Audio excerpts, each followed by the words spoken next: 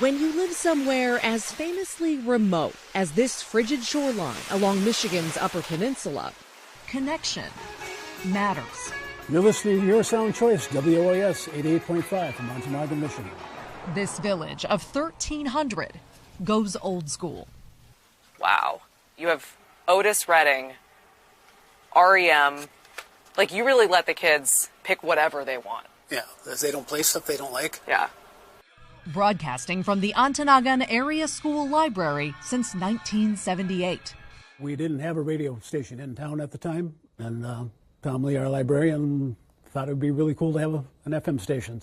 For 5 days a week, students turned DJs put on a show, but only when school's in session. So if you turn on the station on Saturday, what would you hear? Really? Yeah. It's just straight snow. Yeah. Run by retired teacher Ken Reisanen and funded in part through vending machine sales, WOAS helps students find their voice. We start them off just do the station ID. This is the voice of Ontonagon area schools in northern Ontonagon. Kids are surprising, County. you know. WOAS if they're interested FM in doing 88.1. something, you know, it's get out of the way, let me do it. You put them in front of a microphone and they find a voice that they didn't know they had. And it's kind of fun to watch them grow into this. What do you like the most about doing this?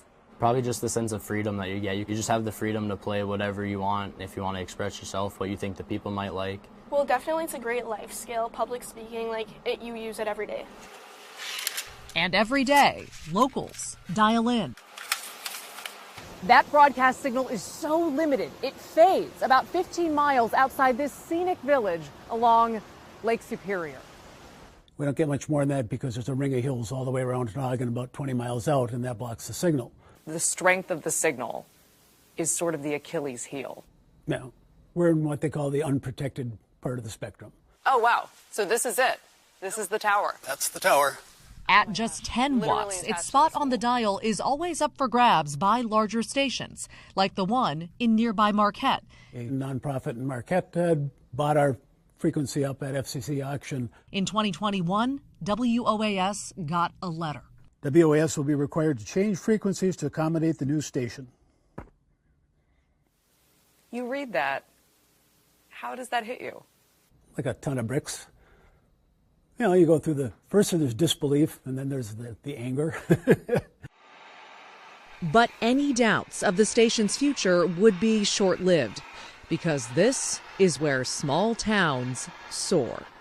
People in the community wanting to support each other is something that goes a really long way, especially in an area like this. That was all the talk in all the coffee shops. What's going to happen to our radio station? We can't lose radio in this town. The village raised $19,000, enough for a new 75-watt transmitter. First check we got was from an anonymous local donor who gave us $1,000, and I went, wow. Why do people here care about this station? That's the way people in Ontonagon are. They will always step up and help. This is like the little radio station that could. Yeah. Well, I'll probably go in there again tomorrow. His students as determined to see the legacy live on. Just seeing it go away, I would be like somebody dying. This radio station's been a huge part of our community for decades, and the people here, we don't have much. We're a very small community, and no one wants that to be taken away from us right now. Keeping a connection from fading out. Maggie Vespa, NBC News, Ontonagon, Michigan.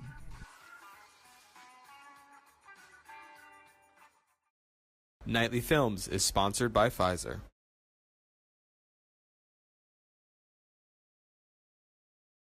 Thanks for watching our YouTube channel. Follow today's top stories and breaking news by downloading the NBC News app.